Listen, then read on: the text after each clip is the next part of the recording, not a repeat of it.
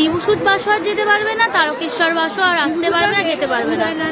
ওরা সব চলে গেছে কবে উদয় না, হ্যাঁ জল বেরোয় না, জল আস্তে আস্তে করছি ওরা উদয় না। কিন্তু তারকেশ্বর বাস একদমই যেতে পারবে না, গেলেও এদিকে চলবে, এরপর থেকে ওই দিকে যাবে। মানুষ এই দিক দিয়ে ওই দিক দিয়ে যেতে পারে, মানে পুরোপুরি এখানটা জল ব্লক। কমে গেলে সবাই নিচের দিক দিয়ে যাবে, নিচের দিকে রাস্তা হবে। কিন্তু বাস তো যেতে পারবে না, যে পরিমাণে হানা হয়ে গেছে এরকম ভাবে।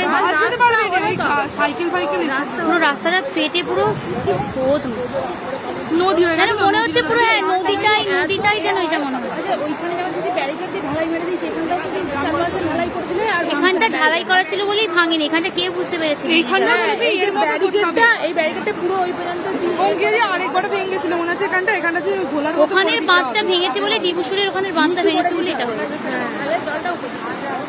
কত লোক মাছ ধরছে।